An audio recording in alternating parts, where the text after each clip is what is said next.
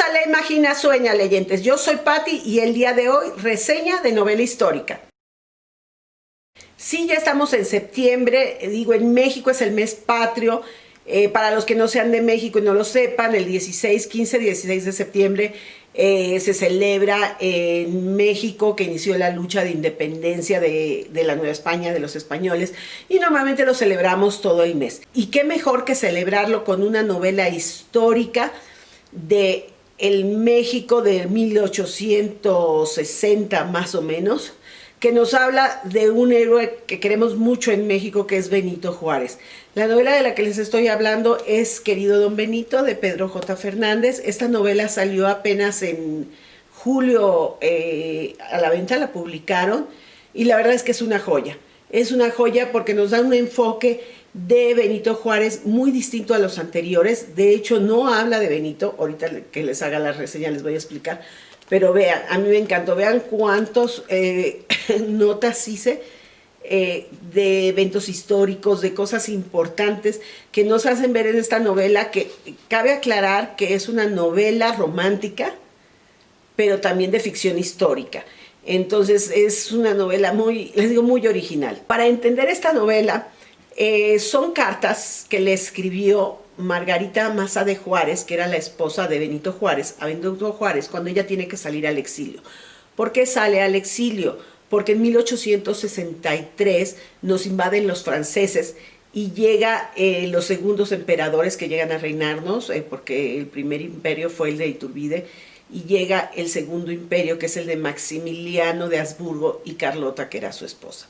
Y como los franceses llegan con un ejército muy fuerte, que al principio los vencimos en la batalla del 5 de mayo de Puebla, pero después mandan mucho más de Francia y era el ejército más fuerte y más grande en ese momento en el mundo, pues nos vencen y empiezan a abrir campo para que Maximiliano de Veracruz llegue hasta la Ciudad de México. Entonces Benito Juárez tiene que huir de la Ciudad de México con su esposa y sus hijos en un carruaje negro. Ella iba embarazada, se van al norte. De hecho, es un ir y venir porque yendo al norte ella da luz, pero no pueden quedarse muchos días para que se recupere porque el ejército francés los va siguiendo. Y finalmente Juárez se da cuenta que su esposa y sus hijos corren peligro en territorio nacional y los manda al exilio a Estados Unidos. Y es en este exilio donde se desarrolla esta novela, de agosto de 1864 a junio de 1867, que es el tiempo que duró Margarita Maza con sus hijos en el exilio en Estados Unidos. En un inicio, Matías Romero, que era un hombre colaborador muy cercano a Juárez, es quien la acompaña, llegan a Nueva Orleans, y aquí es donde empiezan las cartas. De hecho, es de lo que se trata el libro. Son las cartas que Margarita le escribe a Benito durante este exilio, de lo que ella va viviendo, de lo que extraña, de su relación. Estaban, bueno, en la novela nos los ponen muy enamorados, y en estas novelas Margarita empieza a recordar todo lo que es la vida de Benito Juárez, y es donde nos ilustra de todos los datos históricos, de cómo Benito Juárez llegó muy chiquito a la ciudad de Oaxaca, huyendo del campo de un tío de que lo golpeaba, y llegó sin nada en las manos, ¿sí? Es más, ni siquiera hablaba el español. Entonces, buscando a su hermana, que trabajaba como servidumbre de una casa de los Maza, y encuentra a su hermana por casualidad, porque no hablaba español, no sabía la dirección, no sabía ni a quién preguntarle, hasta que llega con su hermana, y cómo su hermana lo ayudó, lo llevó a esta casa, donde lo aceptaron también para que fuera parte de la servidumbre de la casa, pero él siempre con su ambición quería hacer más. Cómo entra, a pesar de ser muy religioso, cómo entra a un seminario y no le gusta cómo se manejan las cosas, y es cuando empieza a todas sus ideas, que después se reúne con otros grupos que crean las leyes de reforma. Pero como les digo, la novela son las cartas que Margarita va escribiendo en estos de 64 a 67 y todo lo que pasa, porque ella tiene que ir de Nueva Orleans y de ahí sube a Nueva York, y de ahí a Nueva York se va a Washington, a la casa de un escritor cubano que estaba casado con su hija más grande. Tuvieron muchos hijos, yo no sabía, me puse a investigar, tuvieron en total 13 hijos Benito Juárez y Margarita. Y fíjense, cuando ella va exiliada llega a la casa de el marido de su hija más grande y lleva a un niño de menos de un año que además muere. 2 de sus hijos mueren por problemas de salud, los 2 más chicos, en Estados Unidos. Y todo lo que sufre, porque además pensaríamos, bueno, es la esposa del presidente y le ayudaba. No, no llevaba dinero. En sus cartas lo dice: no tengo ni con qué comprar medicinas, tengo que estar empeñando las joyas que yo llevaba. Y logra entrevistarse con el presidente norteamericano para pedir ayuda. Y bueno, nos va platicando todo lo que sucede en la carrera de Benito Juárez, cómo estudia Derecho, cómo lo meten una vez a la cárcel, cómo llega a ser, presidente de la Suprema Corte de Justicia, después cómo el mismo presidente lo ataca, cómo va toda su carrera hasta que llega a la presidencia, su amistad muy cercana con Díaz, que después se enemista. Aquí no ponen tanto cuando se separan. Sí deja ver algo en las cartas Margarita, que pues Porfirio Díaz era muy ambicioso, pero realmente Benito Juárez había padrinado de cierta manera a Porfirio Díaz, porque era más grande que él y lo conoce cuando él está estudiando.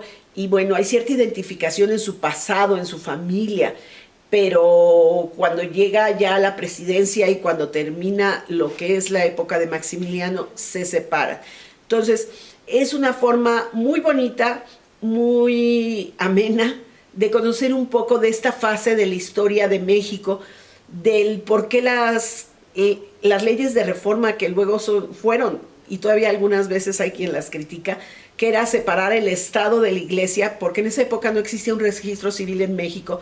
Entonces, quien tenía el registro de quién nacía y quién moría era la Iglesia.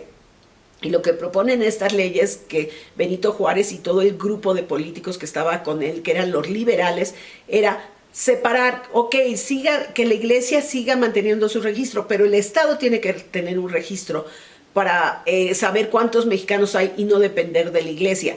Y cómo los conservadores, el bando de los conservadores, pues no concebía esto, y cómo lucha este bando de los conservadores siempre contra Benito Juárez, a tal grado de ir a Europa a decir que queremos que nos gobierne un rey europeo. Querían que España, luego que otros, finalmente Maximiliano es el que llega. Nos da también un pequeño acercamiento a lo que es Maximiliano y Carlota, muy de lejos, porque es lo que comenta en sus cartas Margarita, de lo que se entera de lo que sucede. Pero yo ya había leído también antes de Carlota que Maximiliano no le gustaba gobernar. Es más, lo trajeron los conservadores, pero Maximiliano tenía una forma de pensar muy parecida a Benito Juárez. Benito Juárez en 1856, me parece, junto con el grupo político liberales, emiten una constitución que es completamente anti-iglesia, es completamente liberal. Y como los conservadores, al traer a Maximiliano, querían que se desconociera esa constitución, y Maximiliano, al contrario, era muy liberal y pues nunca la desconoció. Y como también Maximiliano pues no le gustaba gobernar, nos lo deja ver que se iba, y que realmente la que gobernaba era Carlota, que era una mujer muy, muy preparada. En este mes patrio, dense la oportunidad de leerlo para conocer un poco más de México. Son 283 páginas y la verdad es que Grijalvo tuvo un gran acierto al publicarlo. Pedro, la verdad es que me fascina cómo escribe novela histórica. Yo no he leído todas sus novelas, pero yo Díaz se las súper recomiendo, que también es la vida de Porfirio Díaz, y Morir de pie, que es la vida de Zapata, pero también tiene, que esas no la he leído, Mexicanas que hicieron historia. La verdad es que muero por leerla. Iturbide, México a tres bandas. Tiene varias novelas y su narrativa, la verdad, es genial, porque dentro de la ficción histórica que te mete en lo que sintieron o no, también te deja ver los hechos, que es lo que a mí me gusta de la novela histórica, porque es una forma de aprender divirtiéndote y leyendo algo ameno y conociendo a los personajes que crearon el México de hoy. Y además, leyendo este tipo de novelas, tú puedes entender por qué México es como es el día de hoy. Ese pleito de conservadores y liberales, cómo se dio, cómo acabó y por qué somos lo que somos el día de hoy. Bueno, como ya sabes, si te gustó esta reseña, dale manita arriba. Si no te gustó, dale manita abajo y dime por qué no te gustó.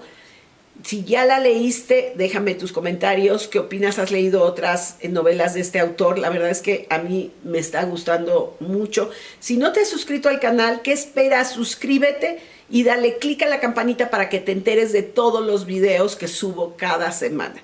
Y ya sabes, nos vemos la semana que entra con un nuevo video.